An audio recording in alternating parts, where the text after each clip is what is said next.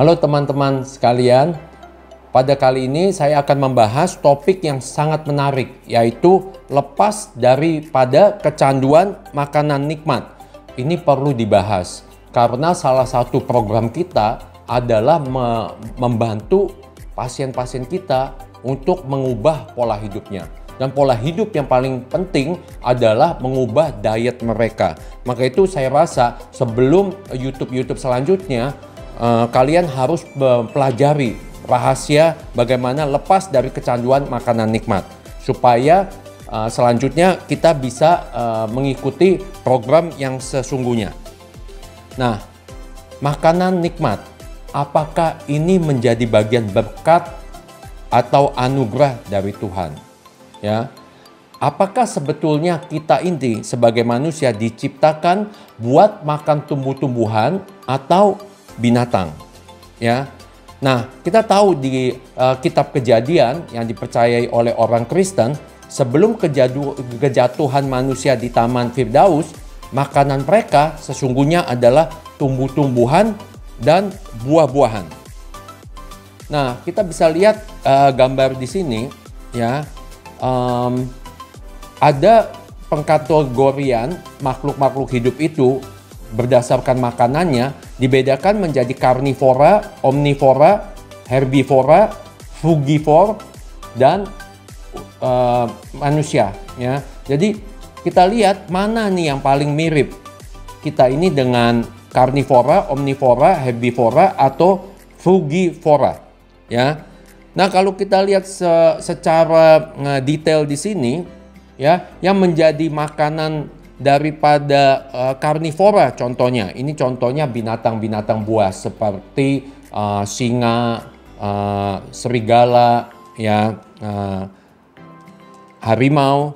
Itu kita lihat dia mempunyai struktur tubuh yang berbeda dengan kita. Lihat, kita mulai daripada struktur giginya. Mereka mempunyai taring yang panjang, ya, jadi sangat beda. Dan mereka sanggup makan daging mentah, ya, dari buruannya itu tanpa bantuan apa-apa. Nah, kita lihat ternyata kita kan nggak bisa makan daging mentah. Kita harus butuh bantuan masak, harus dimasak. Butuh bantuan garpu dan pisau. Sedangkan binatang karnivora dia tidak butuh hal tersebut. Juga kita lihat, ya, dari ininya, kencingnya ini daripada binatang yang saya mau poin di sini, kencingnya sifatnya asam daripada binatang-binatang yang memakan binatang lainnya. Kemudian ususnya, ya, juga pendek-pendek dari binatang ini yang membedakan kita dengan mereka, ya. Kemudian hanya dengan 2 sampai 4 jam mereka bisa mencernakan makanan yang dimakannya. Sekarang kita lihat omnivora. Omnivora ini adalah kelompok binatang-binatang yang memakan daging dan sayur-sayuran, ya, atau buah-buahan. Nah, ini contohnya apa? Tikus. Ya, kita lihat tikus apapun dimakan, babi apapun juga dimakan. Nah, kita lihat kencingnya juga asam, ya, dan ususnya pendek, cuma 3 kali daripada panjang tubuhnya, dan bisa mencerna selama 6 sampai 10 jam. Kemudian kita masuk ke herbivora. Ini contohnya sapi, kambing, ya, kelinci yang makanannya hanyalah tumbuh-tumbuhan, ya. Nah, kita bisa lihat di sini kencingnya alkalin atau basah. Karena salah satu program yang kita lakukan, kita menganjurkan pasien-pasien kita untuk makan makanan sehingga bisa dicek nanti urinnya basah, ya. Nah, kemudian juga usus daripada binatang yang tipikal dia herbivora sangat panjang, 20 kali lipat daripada panjang tubuhnya, dan pencernaannya lama, 24 sampai 48 jam.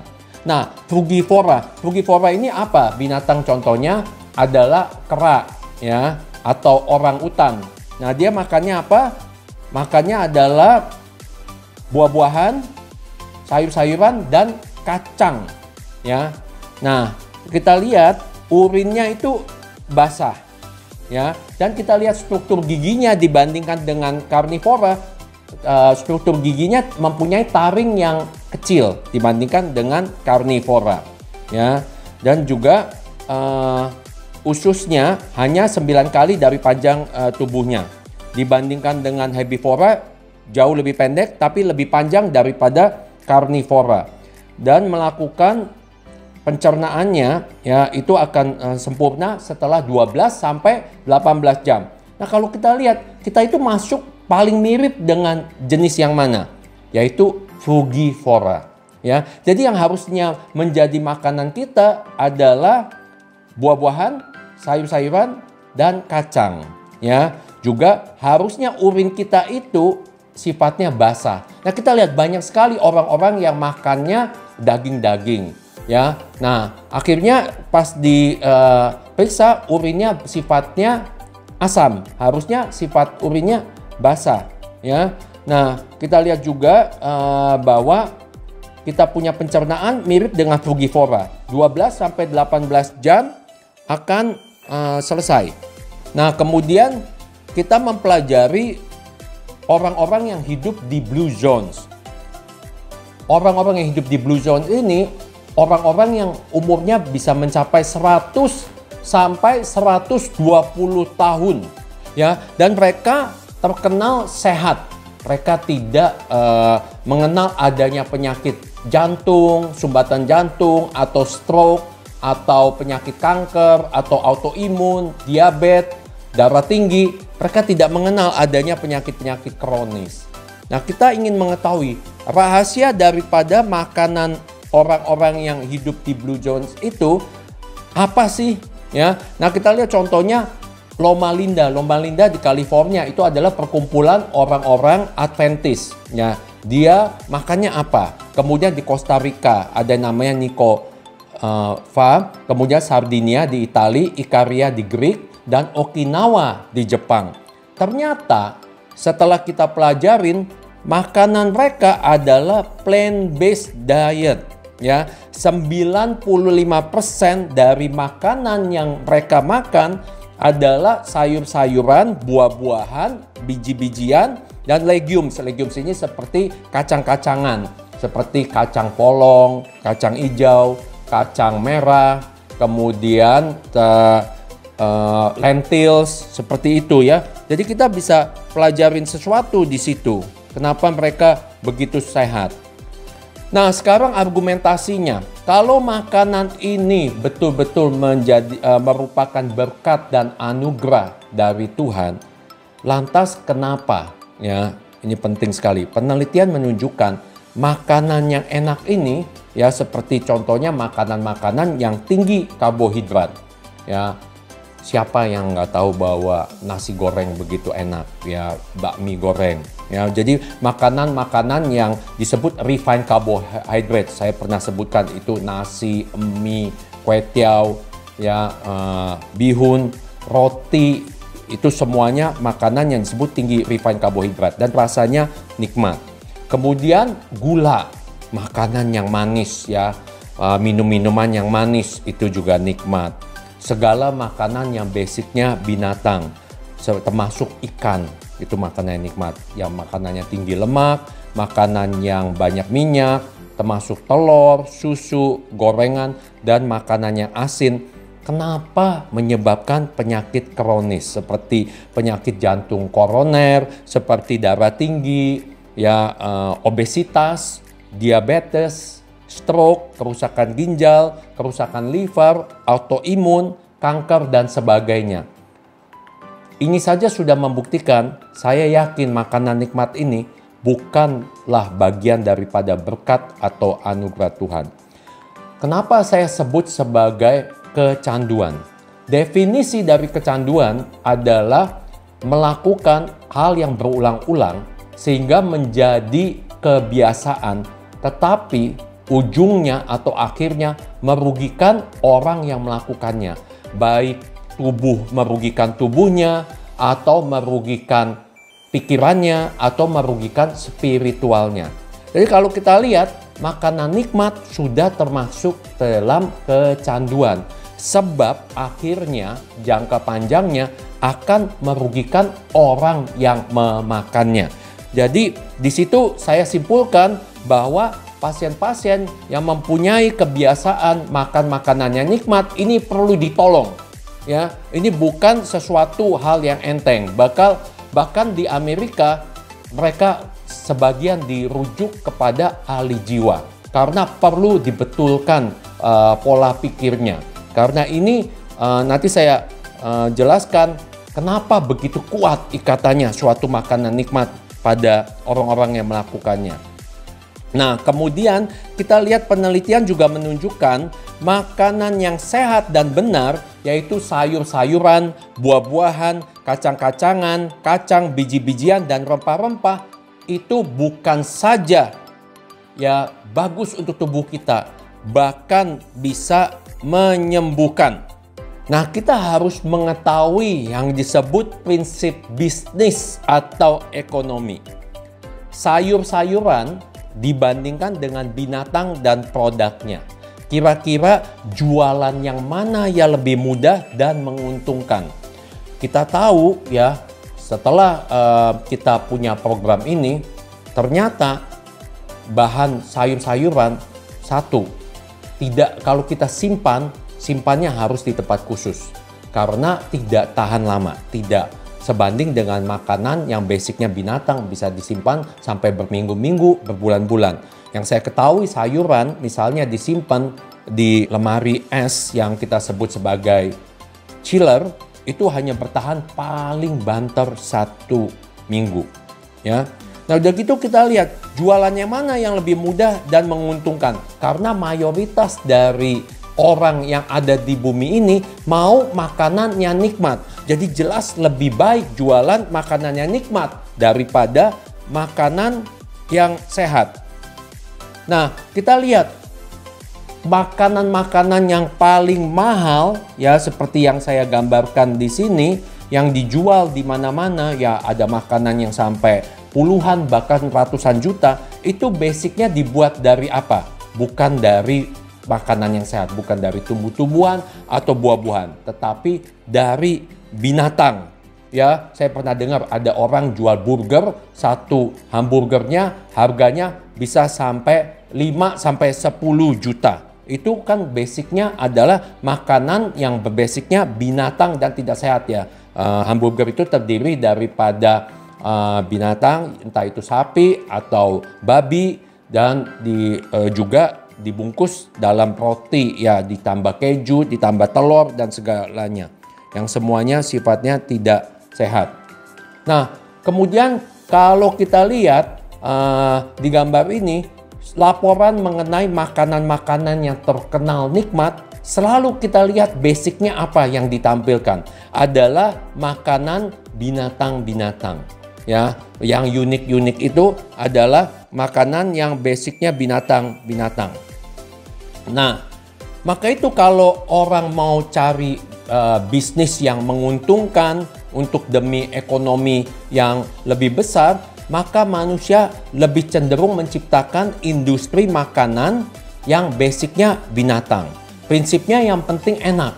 Yang kedua, prinsip apa yang mereka lakukan adalah yang membuat makanan yang membuat orang ketagihan biar balik-balik lagi.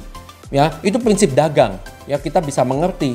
Jadi ya kita harus mengerti, jangan main asal menyalahkan orang, karena ini memang masuk akal. Mereka mau cari untung, mereka perlu mempelajari prinsip ini. Jadi bukanlah makanan yang sehat, tapi makanan yang enak dan bikin ketagihan.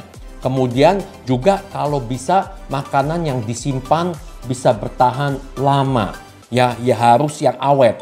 Ya, kalau makanan sifatnya sayur-sayuran kita tahu dimasak nanti sejam udah busuk, ya udah layu, nggak ada lagi yang mau beli. Sedangkan makanan-makanan yang sifatnya binatang, apalagi makanan-makanan kaleng dikasih bahan pengawet, ya itu bisa tahan lama. Ada beberapa sayur dikasih bahan pengawet, tapi kita tidak anjurkan makan sayur yang sudah mengandung bahan pengawet atau yang sudah diawetkan, karena manfaatnya kita ragukan, kecuali beberapa hal yang untuk pembentukan probiotik seperti kimchi ya.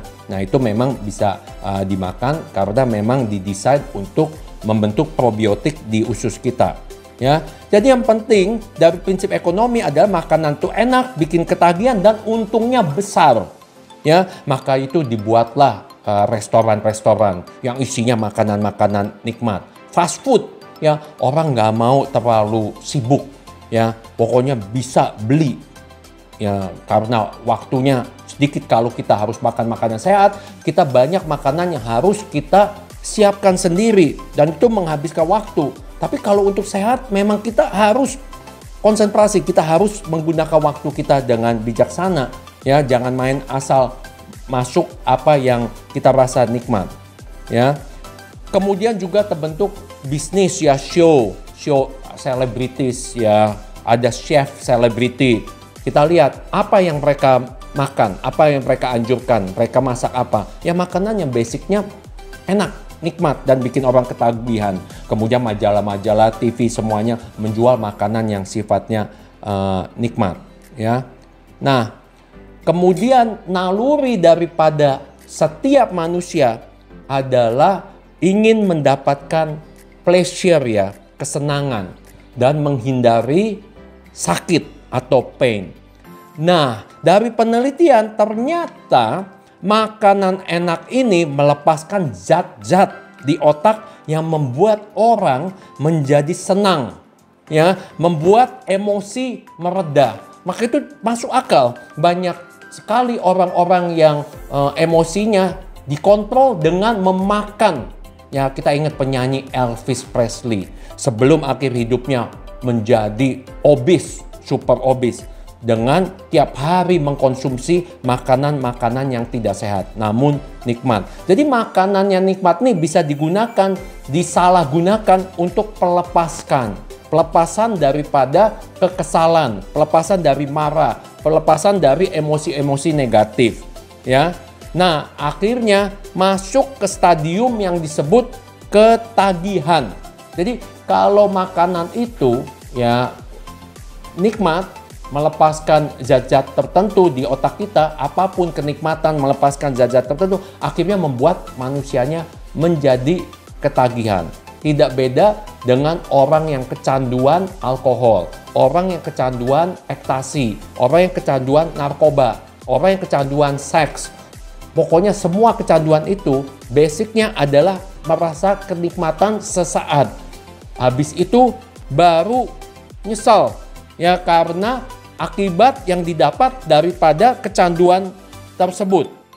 Oke, kita lihat di bagian di sini, kita bisa lihat bahwa makanan nikmat bisa mengeluarkan zat seperti serotonin, dopamin, oksitosin, endorfin, ya, di otak kita. Sehingga orang yang memakannya merasa happy. Kita bisa lihat di situ, ya. Nah, kemudian makanan didesain demikian sehingga mudah mendapatkannya. Tadi sudah saya katakan, siap saji, tidak mudah basi. Jadi gampang untuk orang-orang yang super sibuk, tinggal panggil saja, ya, nanti makanannya dibawakan ke tempat. Tetapi tidak sehat, nanti ada dampak negatifnya. Orang nggak usah lagi repot masak, ya.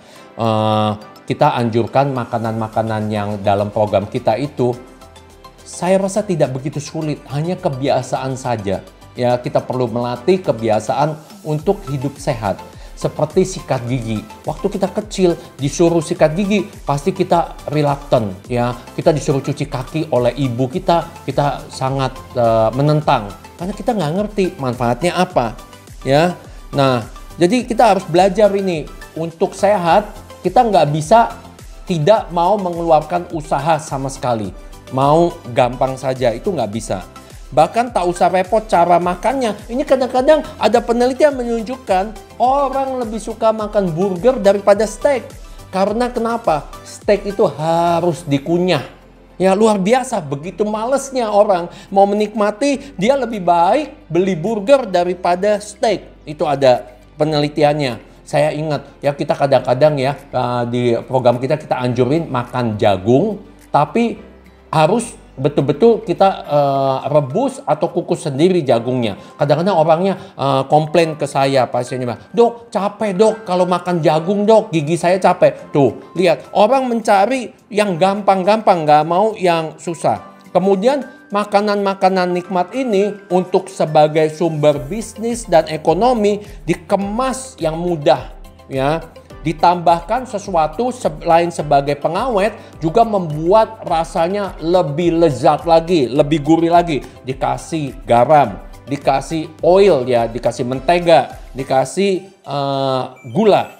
Oke, kabar gembiranya kita selalu mempunyai solusi ya agar orang mau ikut pola makan yang sehat.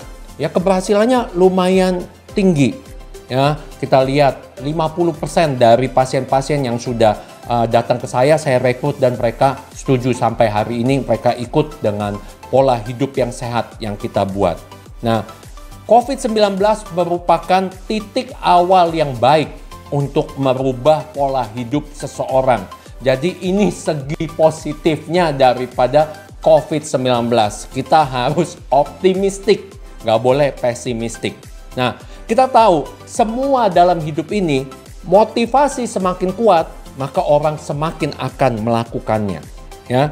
Nah, juga kita lihat motivasi jangka panjang atau motivasi jangka pendek. Motivasi jangka panjang ini seperti kita lihat supaya kita lakukan pola hidup yang sehat, supaya kita tidak terkena serangan jantung, supaya kita tidak kena kanker, kita tidak kena stroke, kita tidak kena penyakit-penyakit yang sifatnya kronis, ya.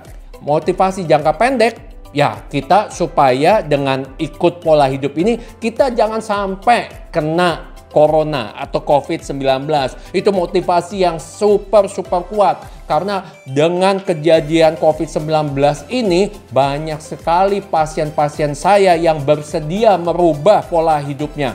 Karena semua orang pada dasarnya takut mati. Ya.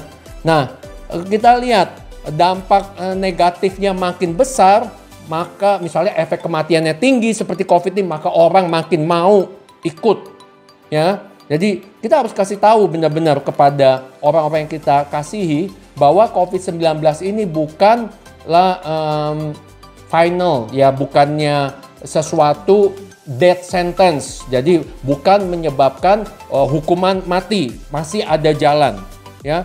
Juga kita perlu melakukan apa yang disebut edukasi. Nah, ini kadang-kadang kendalanya gini.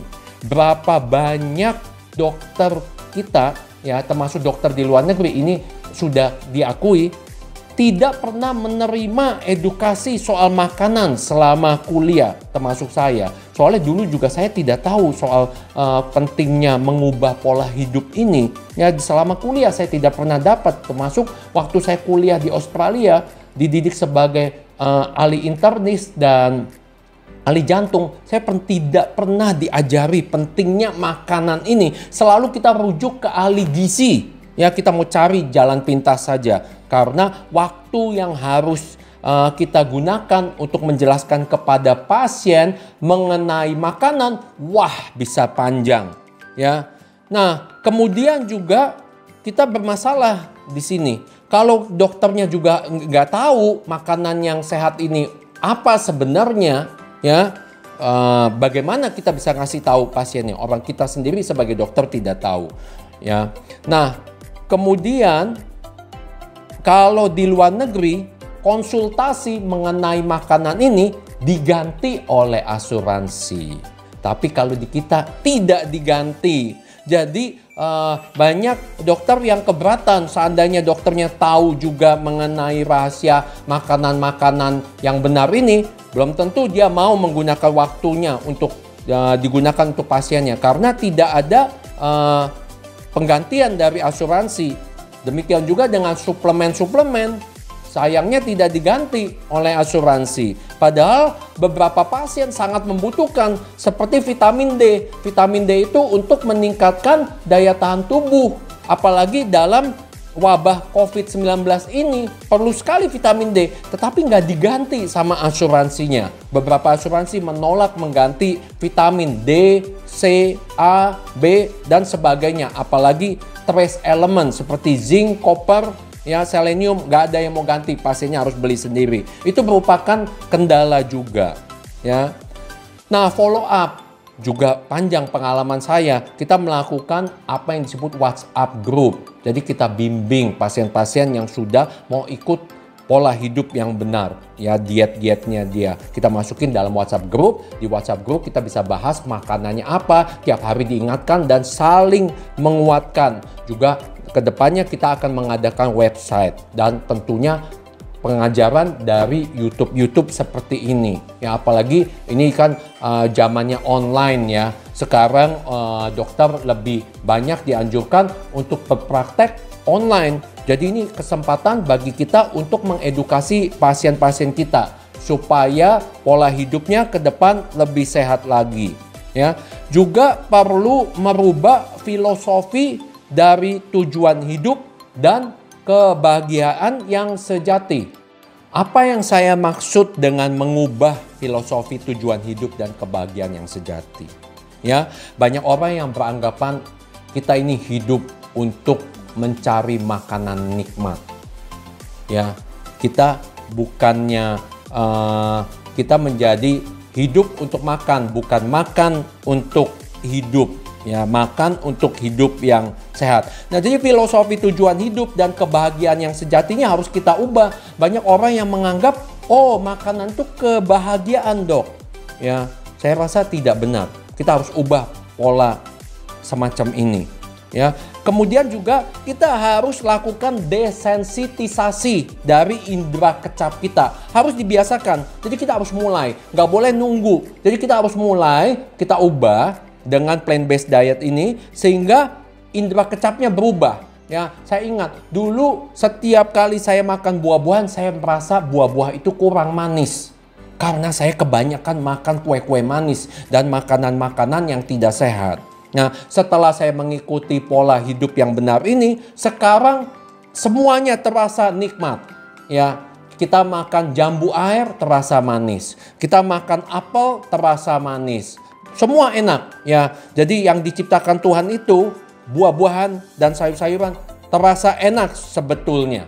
Ya, kita yang salah karena udah dibiasakan ya dengan pola hidup yang tidak benar sehingga indera kecap kita berubah menjadi tidak benar. Semuanya mau kita tambahkan gula, semuanya mau kita tambahkan garam, semuanya mau kita tambahkan minyak. Itu tidak benar. Ya. Dan jangan lupa kalau kita mau ikut program ini, kita harus siap menyingkirkan makanan-makanan yang sudah dilarang oleh program kita. Ya jangan merasa sayang. Ya ada pasien yang bilang, aduh sayang dok, saya udah beli ini makanan mahal-mahal, masa nggak dimakan? Saya bilang hibahkan kepada orang yang masih mau ikut jalan yang tidak sehat. Ya, nah saya mau jelaskan di sini mengenai apa yang disebut mind-gut connection. Ini mengenai mikrobiota yang pernah saya bahas di YouTube sebelumnya. Ini penting bukan main. Kalau seseorang melakukan plant-based, ya setelah 3 minggu, maka kuman-kuman di ususnya yang disebut mikrobiota akan berubah. Ya, dia akan berubah dan mempengaruhi pikirannya yang disebut mind-gut connection. Jadi orang-orang yang makannya super sehat, yaitu banyak sayur-sayuran, buah-buahan, biji-bijian, dan kacang-kacangan, ya itu tidak mudah marah, tidak mudah kecewa. Ini sudah ada penelitiannya. Ya, jadi tidurnya lebih gampang. Kita lihat banyak sekali sekarang pasien, ya walaupun sebelum COVID mengalami gangguan tidur. Dok, saya minta obat tidur. Ada yang perlu 2-3 obat tidur. Kemudian siangnya obat penenang.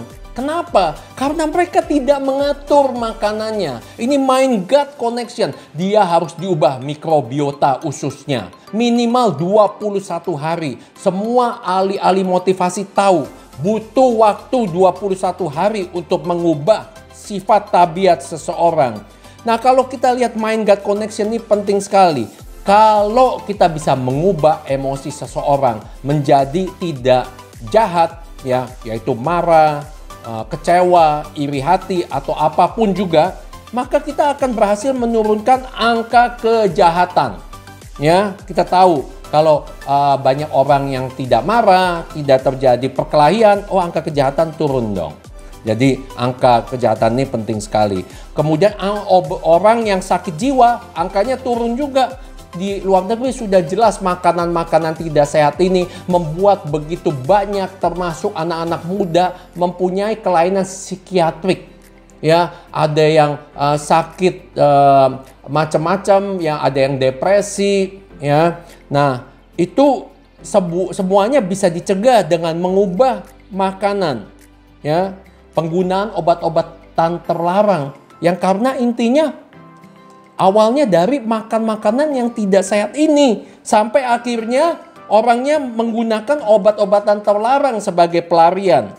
Ya, juga ini akan menurunkan kalau kita di suatu negara rakyat yang semua sehat, menurunkan budget pemerintah di bidang kesehatan. Jadi makin dikit orang yang kena jantung, makin sedikit orang yang kena stroke, makin sedikit orang yang kena ginjal perlu cuci darah. Maka menguntungkan sekali untuk pemerintah kalau rakyatnya itu sehat. Karena angka penyakit kronisnya akan menurun. Ya, kita tidak usah dijelaskan lagi di sini berapa biaya BPJS yang dibutuhkan untuk menangani penyakit-penyakit kronis. Dan itu bisa diturunkan kalau rakyatnya bersedia mengubah pola hidupnya. Dan juga kalau rakyatnya bagus mikrobiota ususnya, tentunya negara menjadi lebih aman, lebih tenang, dan lebih tentram. Sehingga akan mendatangkan devisa. Jadi kita mau negara kita suatu saat, orang-orang nanti kalau COVID-19 sudah tenang, kita mau negara kita menjadi objek turis yang besar. Kita mau banyak orang yang datang ke negara kita. Bahkan kalau perlu banyak orang yang datang untuk berobat ke negara kita, bukan kebalikannya. Selama ini orang kita berobat ke luar negeri. Kita mau orang luar negeri berobat ke negara kita. Nah, pasien-pasien yang kita rekrut itu mereka kenapa bisa setia mengikuti pola yang kita anjurkan, termasuk pola makan yang benar dan sehat. Karena mereka puas dengan hasil yang mereka capai. Berat badannya turun. Kita ada pasien yang turun 50 kg.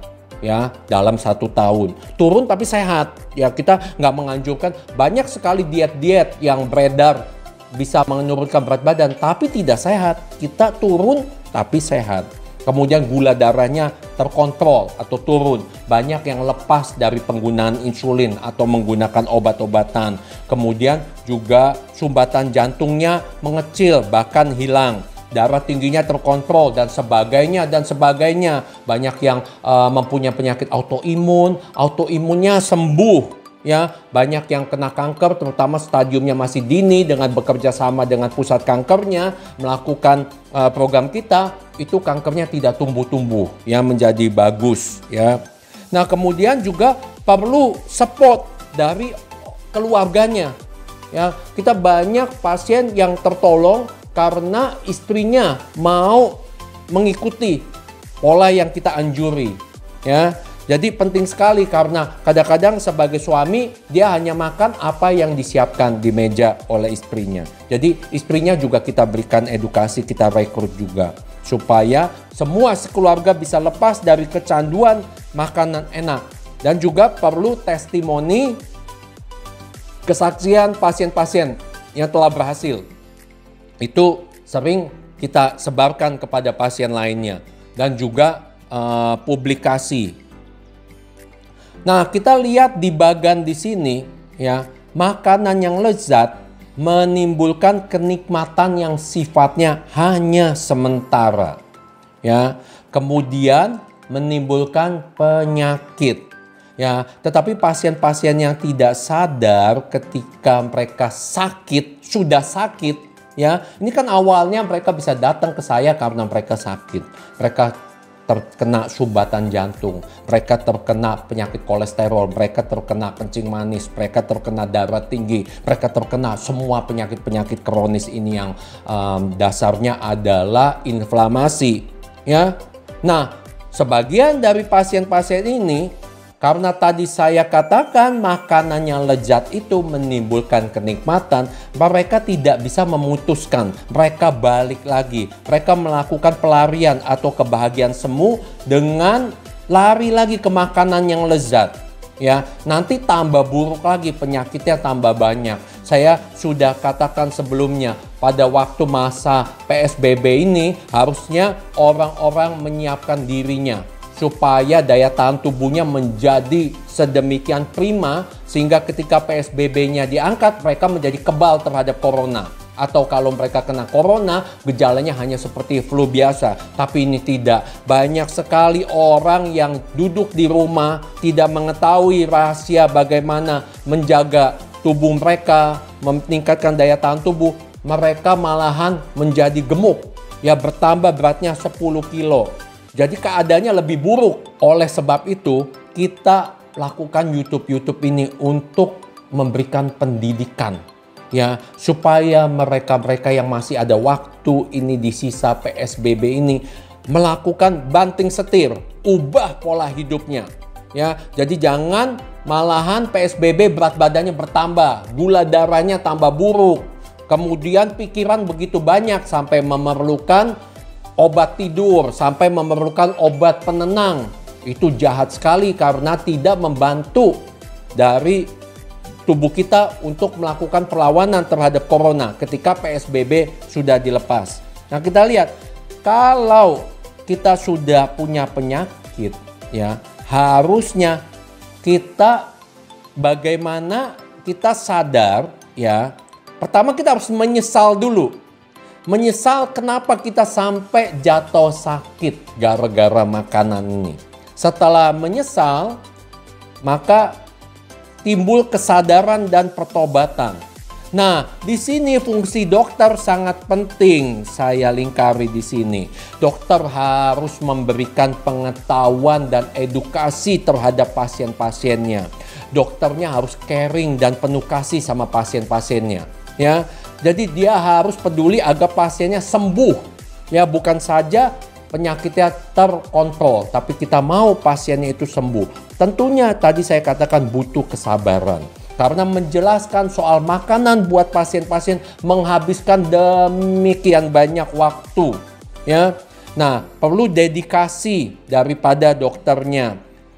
Nah, pengorbanan jelas, misi dan visinya harus jelas. Jadi seperti misi dan visi daripada saya membuat YouTube ini, yaitu membuat bangsa kita, bangsa Indonesia menjadi lebih cerdas dan lebih sehat.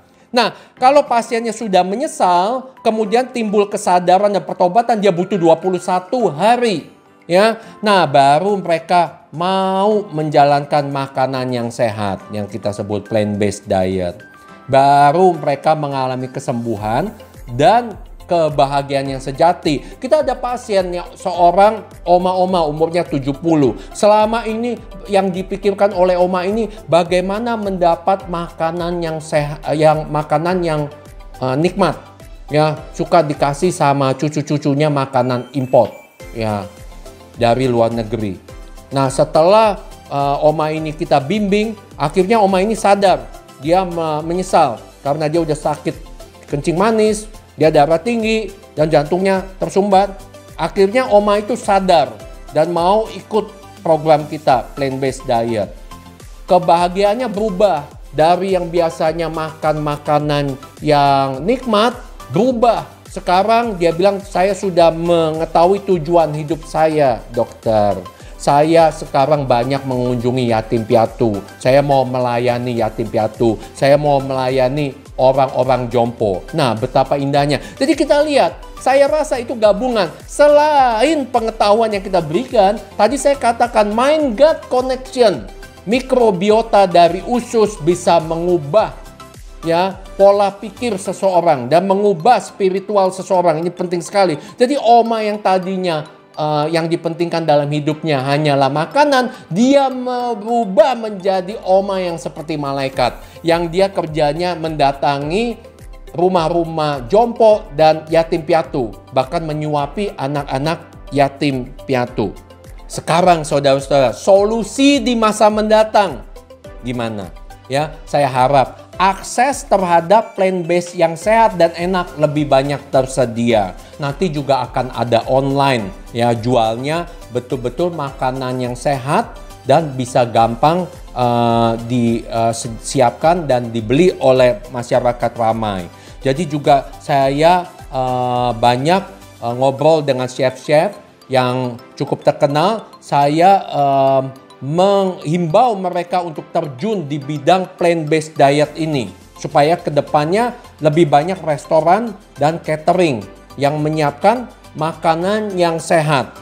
Nah, ironisnya pasien-pasien suka bertanya, dokter, kenapa di rumah sakit tidak menyiapkan makanan yang sehat, yang plant-based diet? Maka itu nantinya mudah-mudahan banyak ya petugas-petugas rumah sakit dan orang-orang petinggi-petinggi di rumah sakit yang menyadari pentingnya makanan yang sehat, yaitu plant-based diet.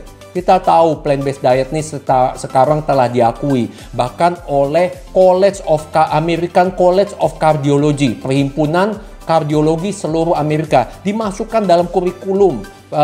Plant-based diet adalah makanan yang dianjurkan yang paling sehat untuk penderita penyakit jantung, hipertensi, stroke, dan penyakit-penyakit kronis. Nah, tentunya dari segi pemerintah lebih melakukan banyak support dan subsidi kepada petani-petani agar petani-petani kita bisa bersaing. Bahkan kalau perlu kita membuat produksi buah-buahan yang bisa diekspor, bukan hanya cukup untuk rakyat kita tapi bisa diekspor. Ya, itu bisa diatur dengan negara lainnya yang sangat unggul di bidang pertanian buah-buahan dan sayur-sayuran, sehingga nanti kedepannya kita tidak usah terlalu banyak import, jadi mahal ya, kadang-kadang beli buahnya terlalu mahal. Nah, tentunya perlu suatu edukasi yang luas. Nah, tadi saya sudah katakan paradigma tujuan hidup harus diubah. Tujuan hidup dari kebanyakan orang mencari kebahagiaan dari makanan yang nikmat itu harus diputus, harus diubah. Ya, karena itu suatu pembodohan. Karena nantinya orang akan celaka, umurnya nggak bisa panjang, umurnya pendek karena penuh dengan penyakit-penyakit kronis. Itu harus kita putus, maka itu kita harus kasih edukasi. Jadi makanan yang sesungguhnya adalah kita makan agar kita sehat. Dan kita harus menjadi role model. Kita menjadi teladan buat keluarga kita, orang sekitar kita. Jadi mereka tahu bahwa makanan yang sehat ini dan benar membuat kita lebih energetik, membuat kita lebih produktif, membuat kita lebih berguna buat orang banyak. Kita harus menunjukkan buah-buah yang baik dari hal karena perubahan mikrobiota di usus kita. Nah, kalau seseorang itu jatuh sakit, selain menyusahkan dirinya sendiri, juga menyusahkan keluarganya. Ya, kita lihat banyak orang tua ya terbaring di ranjang. Mandi harus dimandikan, harus disuapkan, butuh suster 2-3 sehari.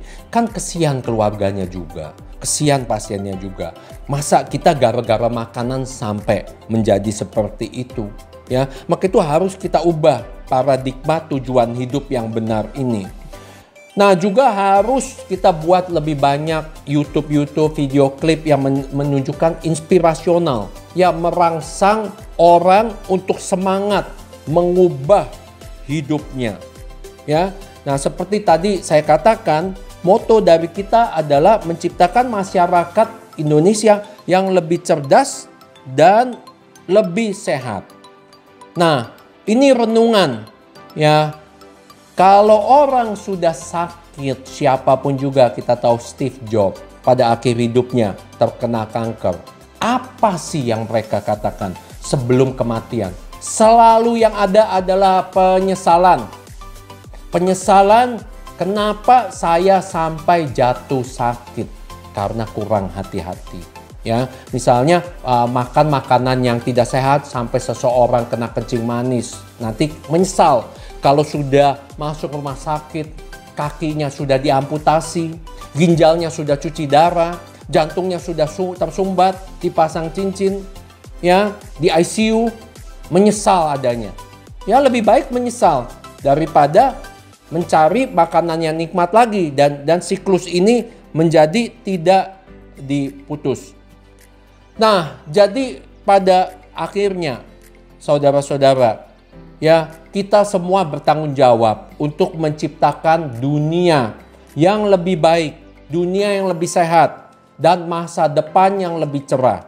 Ya, kalau terus-terusan manusia tidak mau berubah, mereka terus memakan binatang seperti yang kejadian di Wuhan.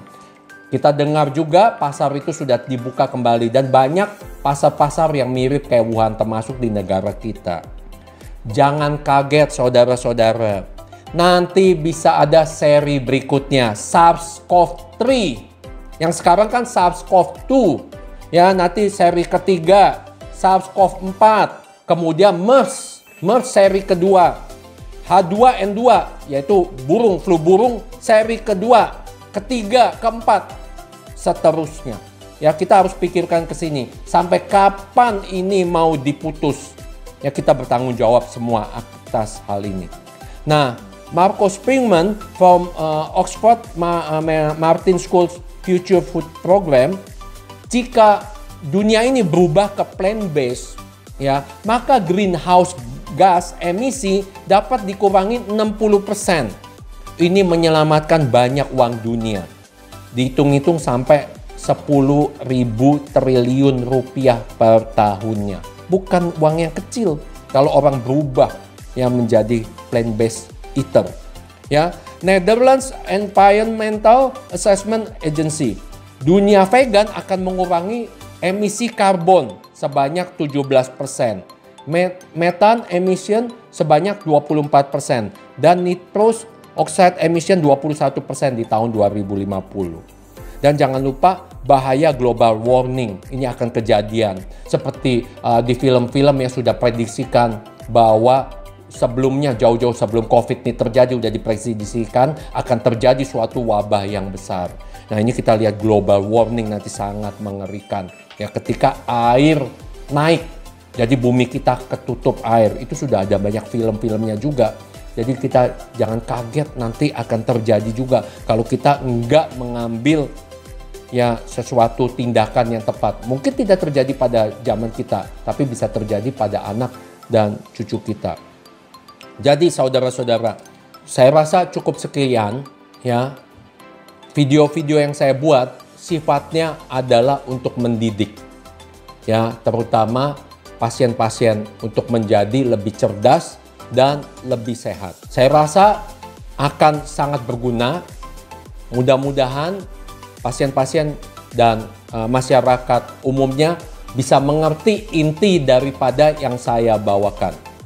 Dan jangan lupa, kalau merasa bahwa video ini telah memberkati saudara-saudara sekalian, bisa tolong di-like, di-share.